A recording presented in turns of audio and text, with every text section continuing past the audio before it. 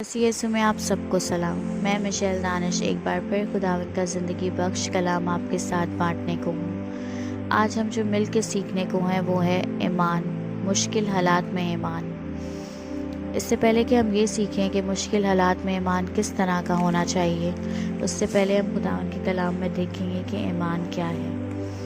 अब ईमान उम्मीद की हुई चीज़ों का एतमाद और अनदेखी चीज़ों का सबूत है। इब्रानियों 11 बाब और उसकी पहली आयत में लिखा है कि ईमान उम्मीद की हुई चीज़ों का एतमाद और अनदेखी चीज़ों का सबूत है। ईमान क्या है? उम्मीद की हुई चीज़ों का एतमाद है कि वो हमें मिलेंगी, और अनदेखी चीज़ें हमने खुदा को कभी नहीं देखा, लेकिन हम भरोसा रखते हैं, हम तवक्कल करते हैं उस पाक और कुदरत से भरपूर ज़ात पर कि वो हमारे साथ हर पल हर जगह मौजूद है। ये ईमान ही है जब हम पस्त हिम्मत हो जाते हैं, अंधेरों में घिर जाते हैं, परेशानियों में घिर जाते हैं, तो ये ईमान ही है जो हमें उम्मीद की रोशनी दिखाता है। जब हम बेदिल हो जाते हैं तो ये ईमान ही है जो हमें एक नई उम्मीद देता है। और मुश्किल हालात में ईमान जब हमारे ज़िंदगी में अच्छे हालात चल रहे होते हैं, सब कुछ अच्छा हो रहा होता है, तब तो हम कहते हैं कि हम खुदा पर ईमान रखते हैं, हम खुदा पर भरोसा रखते हैं, लेकिन हमारे ईमान का पता ही तब चलता है जब हमारी ज़िंदगी में बुरा वक्त आता है, जब हमारी ज़िंदगी में परेशानी आती है, जब हमारी ज़िंदगी में इम्तिहानात आते हैं, तभी पता चलता है कि हम कितने ईमानदार हैं। अब अगर बुरे वक्त में ईमान की बात की जाए तो इब्राहिम की मिसाल हमें मिलती है। इब्राहिम खुदावंद के साथ चलता था, और इब्राहिम को हम क्या कहते हैं कि वो कौन है? ईमानदारों का बाप है, क्योंकि इब्राहिम जो था वो बहुत ज़्यादा खुदावंद के साथ चलने वाला इंसान था। उसका खुदा पे कामिल ईमान था, वो ईमानदारों का बाप कहलाता है। हर जगह जब भी ईमान की बात आती है तो इब्राहिम की बात ज़रूर आती है। तो इब्राहिम का मुश्किल वक्त क्या था? इब्राहिम का मुश्किल वक्त उसकी ज़िंदगी में वो था जब उसके पास औलाद नहीं थी।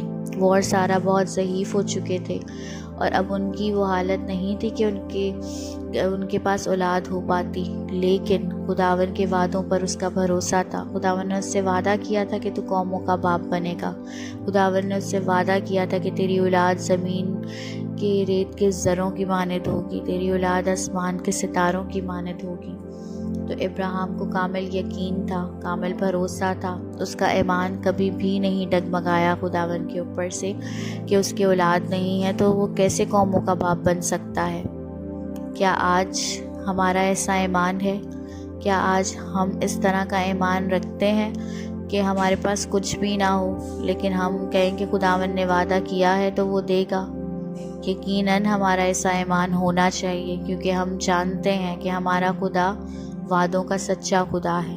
हमारा खुदा कल और आज बल्कि अब तक यकसा है। जो खुदा याकूब का खुदा था वही खुदा आज हमारा खुदा है। जिस खुदा ने इब्राहिम को ज़ईफ़ी में औलाद से नवाजा, वही खुदा आज हमें हर चीज़ से नवाज सकता है। जिस खुदा ने अय्यूब पर रहम किया, वही खुदा आज हम पे भी रहम कर सकता है।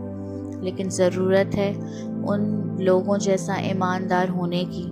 हम खुदावन से इब्राहिम, याकूब, इसहाक और जितने भी नबी गुज़रे हैं उन जैसी बरकतें तो मांगते हैं, लेकिन क्या हमारी ज़िंदगी, हमारे ईमान का लेवल उन लोगों जैसा है जिनके नाम लेकर हम खुदा से कहते हैं कि हमें वैसी बरकत दे?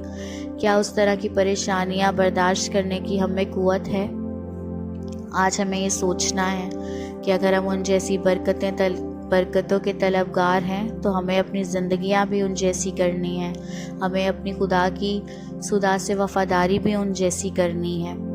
उसके बाद इब्राहिम पे दूसरा जो इम्तिहान आया, दूसरा जो मुश्किल वक्त आया ईमान में, वो जब आया जब खुदा ने उससे कहा कि मुझे इसहाक की कुर्बानी चाहिए। उसने खुदा से पलट के ये सवाल नहीं किया कि ए खुदा, ये इतने अरसे के बाद तूने मुझे औलाद दी और अब तू फिर से ये मुझसे तलब करता है।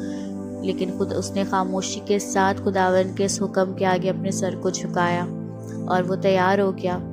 माँ बाप होते हुए हम जानते हैं कि हमारी औलाद के साथ हमारी अटैचमेंट क्या होती है, हमारी औलाद हमारे लिए क्या है। उसको ज़रा सी खराश भी आ जाए तो हम तड़प उठते हैं। तो आप एक बार ابراہیم کی جگہ پر جا کے سوچیں کہ اگر آپ سے بولا جائے کہ اپنی اولاد کو اپنے ہاتھوں سے قربان کر دے تو اس وقت آپ کے دل پہ کیا گزرے گی، اس وقت آپ کی ذہنی کیفیت کس طرح کی ہوگی۔ میں محسوس کر سکتی ہوں اس وقت ابراہیم کیا سوچ رہا ہوگا کہ میں اگر آج میری اولاد کے لیے مجھے بولا جائے کہ اس کو اس طریقے سے قربان کر دیا جائے یا اس کو ذرا سی تکلیف دی جائے تو میں بہت زیادہ پریشان ہو جاؤں گی، میں یہ برداشت نہیں کر سکوں گی۔ لیکن ابراہیم کا ایمان دیکھیں آپ کہ ابراہیم راضی ہو گیا کہ ہاں جس خدا نے یہ دیا ہے وہ خدا یہ مانگ سکتا ہے۔ اگر اس خدا نے مجھے کہا ہے کہ میں قوموں کا باپ بنوں گا تو جس خدا نے مجھے اس صحیفے میں اولاد دی ہے وہ اگر یہ اولاد مر بھی جائے تو وہ اس کو زندہ کرنے پر بھی قادر ہے۔ آج ہمارا ایسا ایمان ہے کہ خدا ہمارے ہر کام کرنے کے لیے ہر کام کر سکتا ہے، خدا ہمارا، کہ خدا اپنے ہر وعدے میں سچا ہے۔ کیا ہم ابراہیم جیسا ایمان رکھتے ہیں؟ اس کے بعد خداوند نے جب اس کے ایمان کو دیکھا کہ وہ کتنا کامل ہے، اس نے اس کو اسحاق کی قربانی نہیں دینے دی۔ وہ جیسے ہی اپنا ہاتھ اٹھاتا ہے خداوند اس کو روک لیتا ہے، کیونکہ وہ اپنے ٹیسٹ میں، اپنے امتحان میں پاس ہو گیا تھا۔ آج ہم اپنے امتحانوں میں پاس ہوتے ہیں۔ آج ہم جب ایمان میں ہوتے ہیں، اب ایماندار ہونے کا دعویٰ کرتے ہیں، اور جب ہمارا ایمان لیا جاتا ہے تو ہم کیا پورے اترتے ہیں؟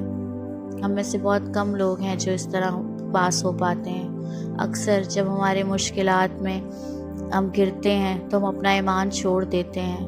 اسی طرح ایوب نبی کی زندگی پر غور کیا جائے تو ایوب کو خدا نے بے انتہا نعمتوں سے نوازا تھا، بے انتہا برکتوں سے نوازا تھا، لیکن جب ایوب کا امتحان ہوتا ہے تو ایوب سے سب کچھ لے لیا جاتا ہے۔ ایک ہی دن میں اس کی اولاد، ایک ہی دن میں اس کا مال و سباب، سب کچھ اس سے چھین لیا جاتا ہے، لیکن وہ پھر بھی خداوند پر بھروسہ رکھتا ہے، خداوند پر قائم رہتا ہے، اور اس کی جان پہ بناتی ہے، اس کو پھوڑے نکل آتے ہیں، لیکن اس کے باوجود بھی وہ خدا کا انکار نہیں کرتا۔ اس کی بیوی کہتی ہے کہ تو اب بھی خداوند پر بھروسہ رکھے ہوئے، لیکن وہ کہتا ہے خداوند نے دیا، خداوند نے لیا، خداوند کا نام مبارک ہو۔ آج ہم میں سے کتنے یہ الفاظ ادا کرتے ہیں؟ بہت مشکل کام ہے انسان ہوتے ہوئے، لیکن ہمیں اپنے خداوند پہ بھروسہ رکھنا ہے اور اس سے ان لوگوں جیسا ایمان مانگنا ہے۔ اس سے پہلے کہ ہم اب اختتام کروں، حبقوق نبی کی کتاب، اس کا 3 باب، اس کی 17 سے 19 آیت میں کچھ یوں لکھا ہے: اگرچہ انجیر کا درخت نہ پھولے اور تاک میں پھل نہ لگیں اور زیتون کا حاصل ضائع ہو جائے اور کھیتوں میں کچھ پیداوار نہ ہو اور بھیڑ خانہ سے بھیڑیں جاتی رہیں اور طویلوں میں مویشی نہ ہوں، تو بھی میں خداوند سے خوش رہوں گا اور اپنے نجات بخش خدا سے خوش وقت ہوں گا۔ خداوند خدا میری توانائی ہے، وہ میرے پاؤں ہرنی کے سے بنا دیتا ہے اور مجھے میری اونچی جگہوں میں چلاتا ہے۔ حبقوق نبی کی کتاب میں 3 باب، اس کی 17 سے 19 آیت میں یہاں لکھا ہے کہ بے شک انجیر کے درخت نہ پھولیں، تاک میں زیتون نہ لگے۔ مطلب یہاں پر ہے کہ اس طرح کی سچویشنز ہوں، مویشی نہ ہو، پیداوار نہ ہو، تو بھی وہ کیا کہہ رہا ہے؟ میں خداوند میں خوش رہوں گا۔ مطلب حالات کیسے بھی ہوں، پریشانیاں کیسی بھی ہوں، وہ کہہ رہا ہے کہ میں خداوند میں خوش رہوں گا اور اپنے نجات بخش خدا سے خوش وقت رہوں گا۔ تو جب ہم اس طریقے سے ہوتے ہیں کہ مشکل حالات میں بھی ہم خدا پہ کامل ایمان رکھتے ہیں، خدا سے خوش رہتے ہیں، تو کیا ہوتا ہے؟ خداوند خدا میری توانائی، پھر وہ ہماری توانائی بن جاتا ہے، وہ ہمارا زور بن جاتا ہے، وہ ہماری قوت بن جاتا ہے، اور وہ میرے پاؤں ہرنی کے سے بنا دیتا ہے۔ ہرنی جو ہوتی ہے، ہرن جو ہوتا ہے، وہ بہت تیز رفتار جانور ہے۔ تو کیا کہہ رہا ہے؟ خداوند خدا میری توانائی ہے۔ جب ہم مشکل حالات میں بھی، جب آپ پورا حوالہ پڑھیں گے تو آپ کو پتہ لگے گا کہ یہ حبقوق نبی اس دور کی میں جب بابل کا زور تھا، بابل کے لوگوں کا زور تھا، تو اسرائیل میں وہ بہت ظلم کرتے تھے لوگوں پر، تو اس وقت حبقوق نبی نے یہ کلام لکھا، اور یہ اس وقت کی اس کی دعا ہے کہ وہ کہہ رہے کہ حالات چاہے کیسے بھی ہوں، لیکن میں اپنے خداوند خدا پر بھروسہ رکھوں گا، میں اس سے خوش رہوں گا۔ آج ہمیں بھی ضرورت ہے کہ حالات چاہے کچھ بھی ہوں، پریشانیاں چاہے جتنی بھی ہوں، ہم نے اپنے ایمان پہ قائم رہنا ہے، کیونکہ جتنا بڑا آپ کا ایمان ہے اتنا ہی بڑا آپ کا امتحان ہوگا۔ اگر آپ دعوے دار ہیں کہ آپ کا ایمان زیادہ ہے، آپ بہت زیادہ ایماندار ہیں، تو آپ اس بات پہ بھی تیار رہیں، اس بات کے لیے بھی تیار رہیں کہ آپ کا امتحان بھی اتنا ہی بڑا ہوگا۔ کیونکہ ایک ٹیچر کبھی بھی ایک نرسری کلاس کے بچے سے میٹرک کا ایگزام نہیں لیتا، اسی طرح جب ہم اپنے ایمان میں بڑھ رہے ہوتے ہیں، ہمارے ایمان کا لیول بڑھ رہا ہوتا ہے، تو ہمارے امتحان کا لیول بھی بڑھتا چلا جاتا ہے۔ یقیناً آج خدا ہم سب کو برکت دے اور ہمارے ایمان کو مضبوط کرے۔ آمین۔